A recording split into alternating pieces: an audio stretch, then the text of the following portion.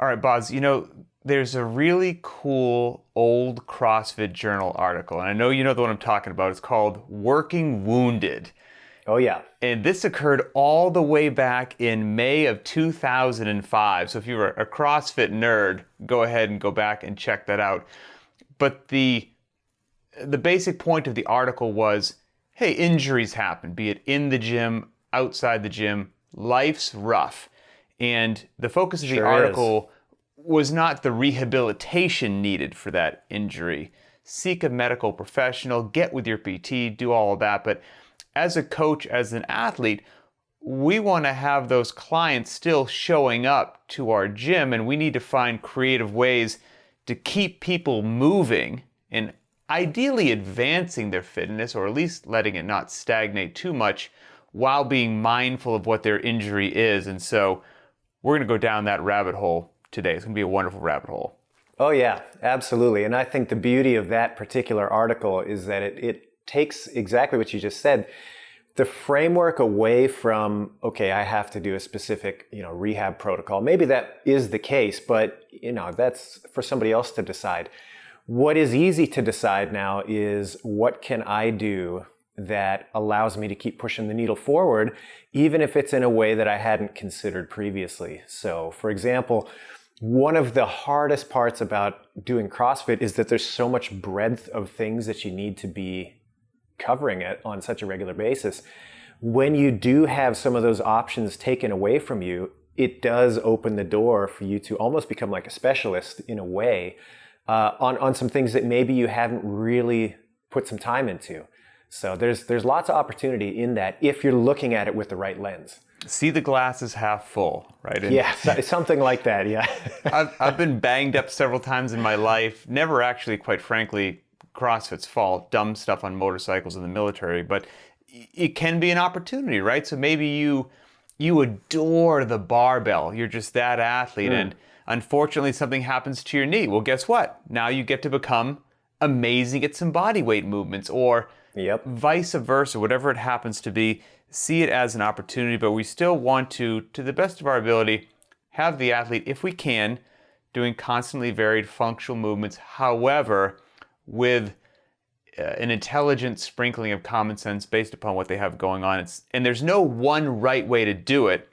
So kind of, again, taking from what the article did, talking about a real world situation, that's exactly what we'll do. We'll cover 3 or 4 different things that have really happened to you or me, and those general concepts will lead us well. So you can kick it off, because you actually recently have been dealing with something with your back, and what happened and how are you dealing with it? Yeah, well, it's really kind of the artifice of a chronic problem that I've had for a long time. And every couple of months, it'll just let me know about it. So the frustrating thing is I can't point to like, oh yeah, I got a lift that went wrong, and that's when I started feeling pain. No, unfortunately, it was just kind of creeping up on me. And next thing you know, I wake up and I'm stiff and I can't bend as well as I'd like to. But it's just kind of remnants of an old chronic back problem that I had from years and years ago. Anyway, all that said, the first thing that I try to do is take stock of, all right, what can I do that doesn't cause me any aggravation to the area? And I start making a list of the things that I can do. So what doesn't hurt? What doesn't affect the region? Write it down. Get those exercises on paper.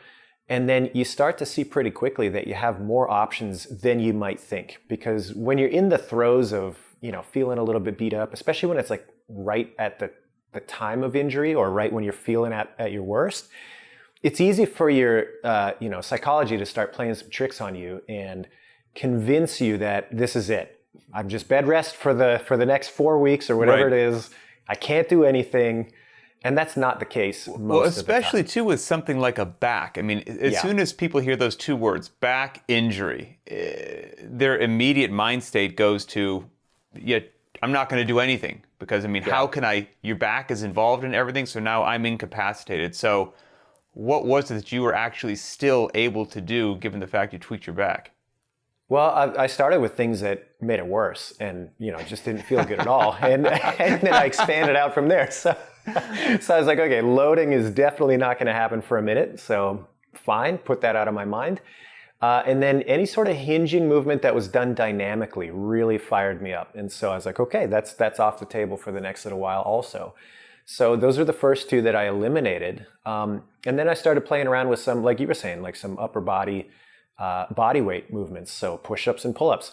Those felt great. In fact, doing the pull-ups really actually was, I felt it to be therapeutic.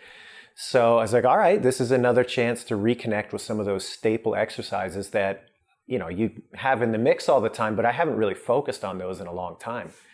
So There could be some, a coach with a twisted smile could then tell the athlete something which they don't want to hear. It's like, okay, fine, we're not going to deadlift. You can use your upper body. We're gonna have a goal of 25 strict dead hang L-sit pull-ups. And like, oh, there you go. No, like even if you don't achieve that goal, the pursuit of it will leave you a better human being at the end of however long it happens to be. So, the back is always terrifying. I dealt with something which, again, it was tough to do almost anything. I had an umbilical hernia. It was probably over 5 years ago now. And much like yourself, I can't identify the exact mechanism of the injury. It's just one day I noticed this little protruding nodule near my belly button. I was like, what is that? Like, felt like there's like an M&M under the skin or something. Alien baby. Could push it back in, it would come back out, could push it back in. And it was more of a nuisance than anything actually debilitating or painful. But after some chats with some folks more intelligent than myself, they're like, look, it's most likely, who's kidding who, you're going to keep working out. It's going to probably get worse. You might as well get it taken care of, start the road to recovery so you can get back to 100% sooner rather than later. So I did, had the surgery, had the mesh inserted. But it's, it's your midline, it's your abdomen. I mean, which you use going from a seated to standing position. You tense your abdominals doing everything. So my list of things that I could do, even though I wasn't really in a lot of pain, was almost nothing. The doc said I could lift 20 pounds, no more than that, but I had to tense my body to lift 20 pounds. So that didn't work well. And one of the few things that my doc said I could do was walk upstairs. And I was like, okay, so 20 pounds is okay, walking upstairs is okay. This was really boring, almost no variance whatsoever, but it did keep me moving, and it was good for my mental state as well. I would put on a 20-pound weight vest, because then I'm not like tensed holding it, it's just sitting on my body. So it was a great way to get loading on my body without having to hold something. And then I had a 20-inch box out in the garage, and every other night, for as long as it was, I can't remember if it was 6 weeks or 8 weeks, but every other night I would go out, turn on some music, and do slow box step-ups for 45 minutes with the weight vest on. So boring, so monotonous, but for both my body and my mind, infinitely better than doing nothing. Infinitely. And then finally, when I could start to get in some fitness, I didn't feel like I was just coming off the couch, just like I would have felt like a disgusting turd had I done that. So luckily that wasn't the case. So that was my hernia deal. I know. Yeah. Let me stop you right there. I don't mean to interrupt, but I think that shows a remarkable level of discipline. Number one, to be able to do that, but number two, I think it bears kind of pausing on this idea of, okay, you did the full course, the 8 weeks or whatever it was that your doctor recommended. And I think as somebody who trains regularly, that can be difficult because pain as a mechanism, it disappears before the injury is fully fixed. And if you're somebody who's used to, being self-motivated or whatever, you can lull yourself into that sense of thinking where you're like, oh, it doesn't hurt anymore, I'm good to go. And then you're full steam ahead and you get into this vicious cycle of never really healing. So hats off to you for having the discipline to do that. Thank you so much. The only reason that occurred was because I have violated that in the past and then turned what should have been a 6-week recovery into a 10-week. And so that is a great message to everybody out there. Please, please, please take your time. It's better to do it right the first time and come back to as close to 100% as you can than rush the recovery, do a bit too much, a bit too soon, and then you're stuck at 75% for a couple years. It's just absolutely just do what you got to do. So And on that note, I think it's really kind of a management of extremes, because there's also the belief that, you get hurt. It's like, well, might as well just pack it in. That's it. I'm Sure. going to be on the couch forever. I mean, that's a terrible outcome as well. That's certainly not going to help. And it's certainly not going to be a way that you can, get back to full capacity. So that extreme mentality, as usual, as we harp on all the time, most of the time, that kind of mentality isn't going to work on either end of the spectrum.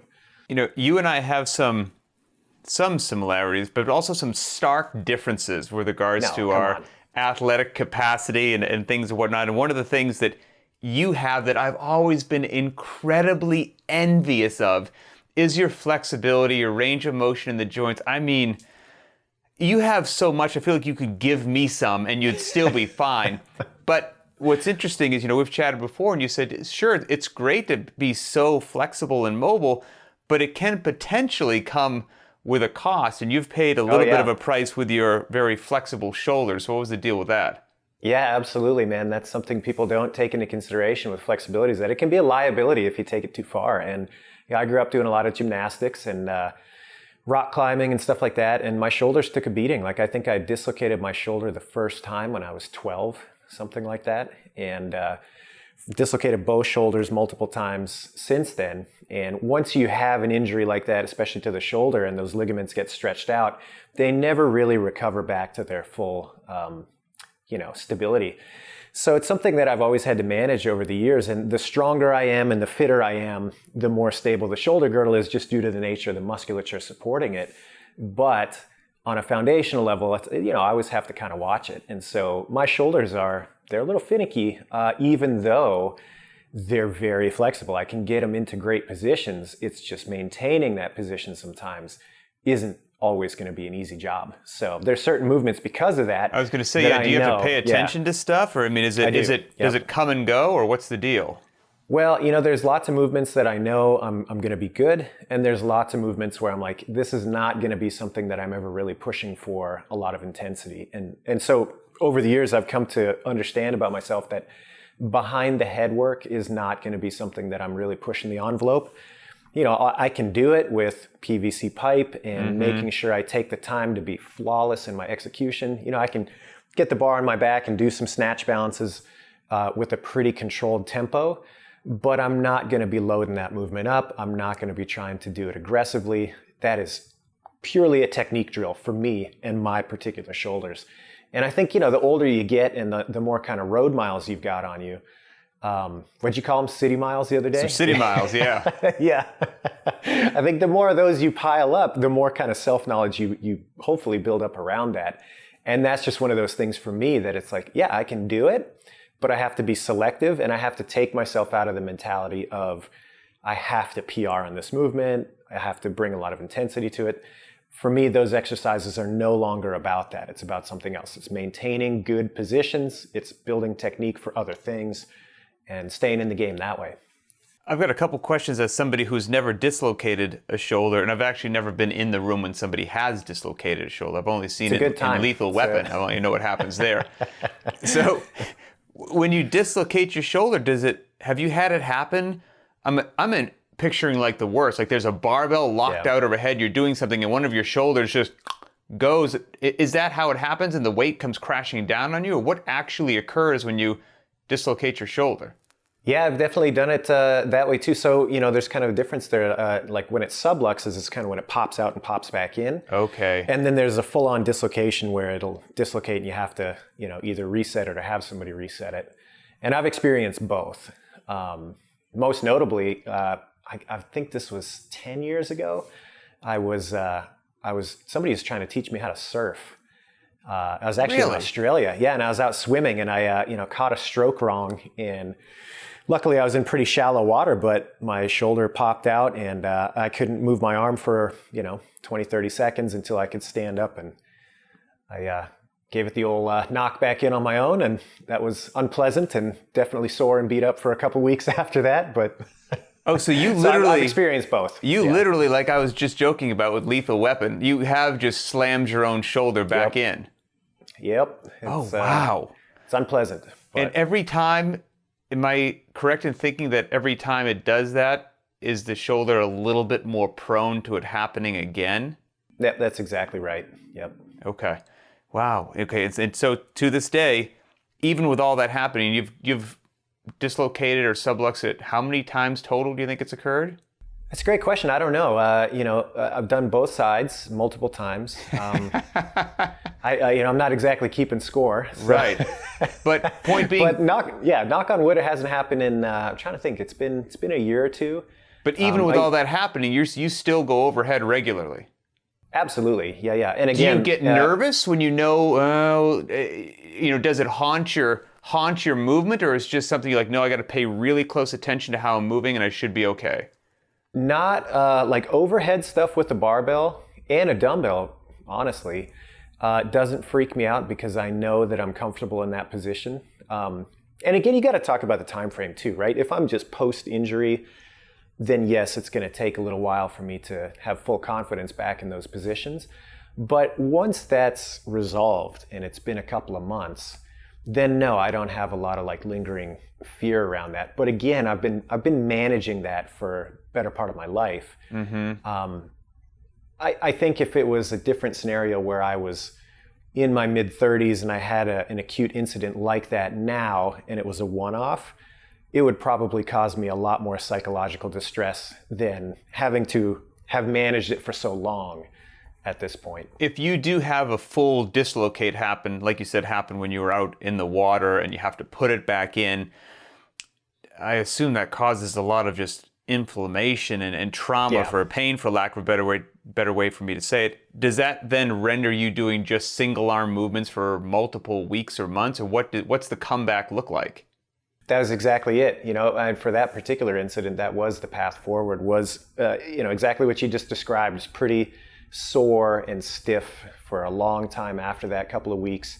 And so, that was the name of the game was, all right, what can I do that keeps that shoulder basically immobilized and then keeps me pushing forward with my fitness? So walking lunges were my friend, mm-hmm. Movements like that, single arm movements were my friend.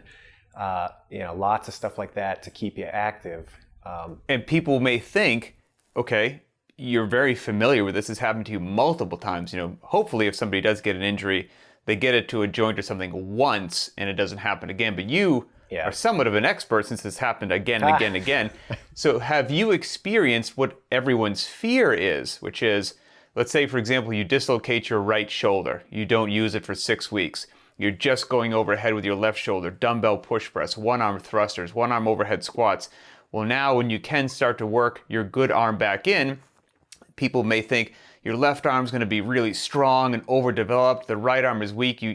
Now you have this imbalance. You shouldn't have worked it. Now you have to play catch up with the other one. What has been your experience with that kind of common thought that exists out there? Well, I think that I don't know who still subscribes to that. Somebody does. Line of thinking where it's like, well, it's better to just not do anything because if you can't do it with both arms, mm-hmm. That's a huge problem. I certainly have not experienced that, and quite the opposite. I think my anecdotal experience is that staying active and working the limb that I could made it that much faster for the recovery on the good arm when it was ready to get back in the game. And, I think there's lots of research coming out that backs that up as a theory. And it makes a lot of sense when you start thinking about the systemic effect that exercise has, on your hormonal system and, just overall, there's more at play than the specific muscle tissue that's being worked with the activity that you're doing.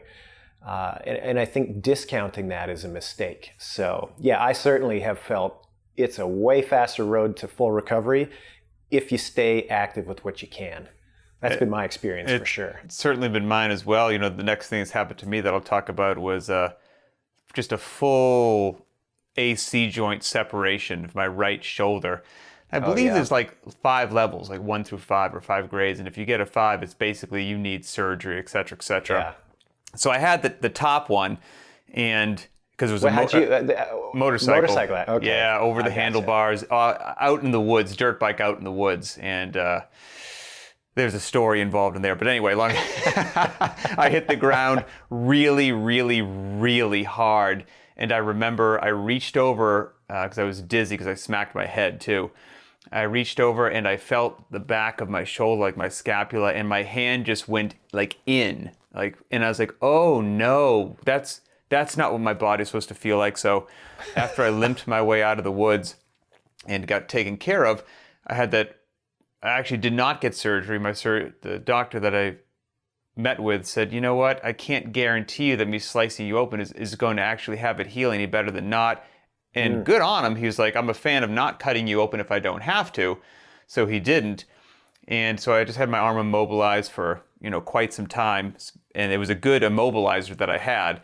And with that right arm just pinned to my chest, same thing. I did as many things with my left arm: one arm kettlebell swings, one arm dumbbell thrusters, one arm knee push-ups, even like a slow one arm burpee, air squats, one arm deadlifts.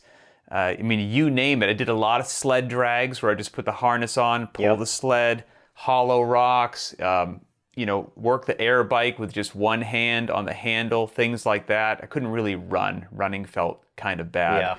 Yeah. I couldn't back squat, because if you picture you just have one hand on the bar, wouldn't work well.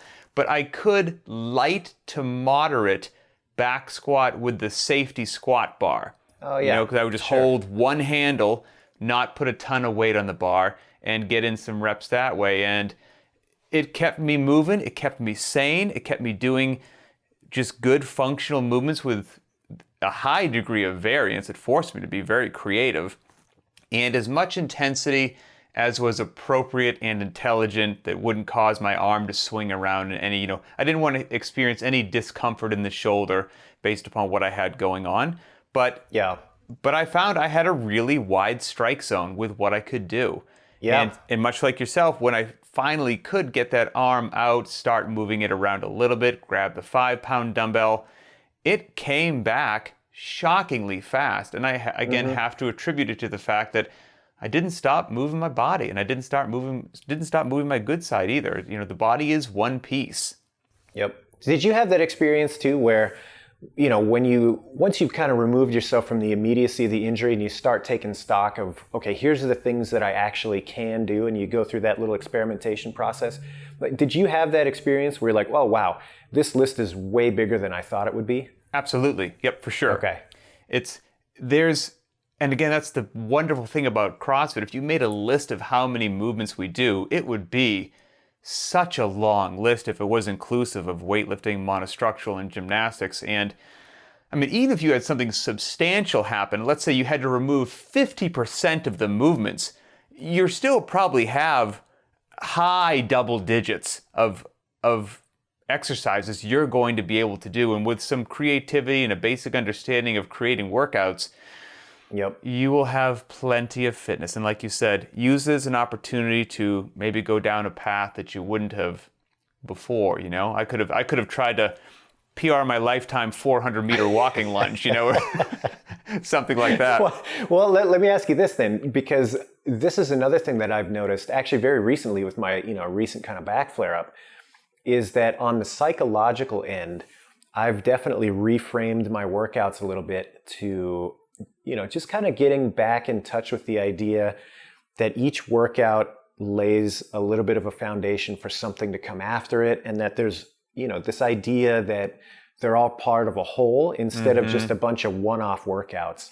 I've been really reconnected with that and bringing that mentality into my workouts now that I have to be a little bit more, mindful of my back for the time being. Have you noticed anything similar to that when you've been kind of banged up? Yeah, it does. When your world gets shaken a little bit and you're out of your comfortable routine, it does give you pause, for me anyway, as to the why am I doing what I'm doing? How am I doing it? What's the application? What's the goal? What's the end state?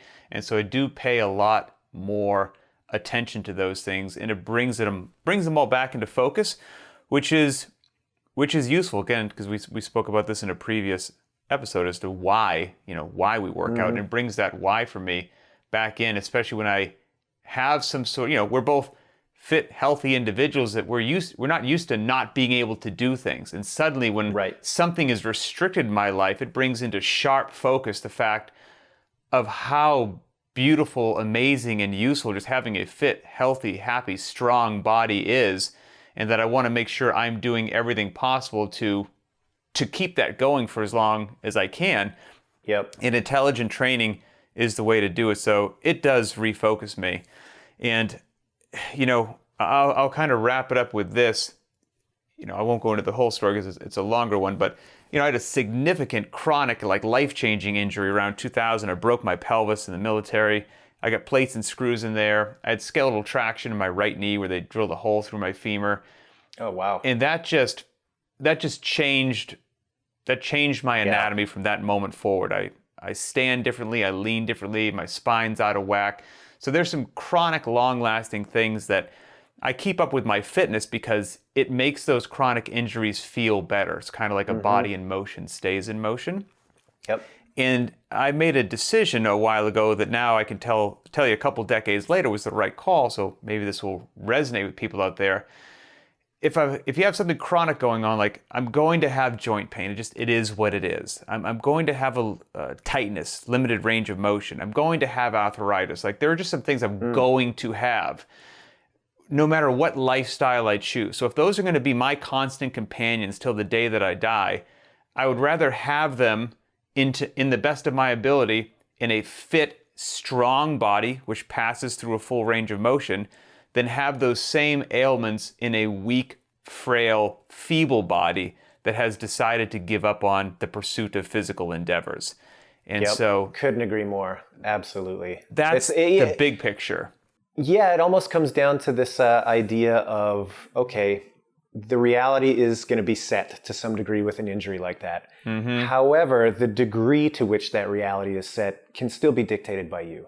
Absolutely. And I think that's important for people to remember when they do find themselves in those unfortunate circumstances where it's like, yeah, you do get a little bit banged up and like, that is a hard line there. But you still have a lot more control than you think. So don't just roll over. For sure. No. And it's interesting, sad and interesting. I know somebody that has almost the precise same injury. It was my right acetabulum that I fractured. And it happened to him in a vehicle accident. And that individual gave up on fitness. And now I can tell you, 2 decades later, that was not the right call. You know, beyond a shadow of a doubt. I have to be mindful, I have to be smart, but all those little things that I have to pay attention to, the benefit is tenfold. You know, keep the body moving, use your head, and good decisions can be made. Well, I hope your back feels better, brother. It's feeling better every day, so yeah, right. I'm very optimistic. All right, and once again to everybody out there, all the CrossFit nerds, check it out, Working Wounded. That was the CrossFit Journal article that we referenced at the beginning of this, and it was published in May 2005, so we will see you next time.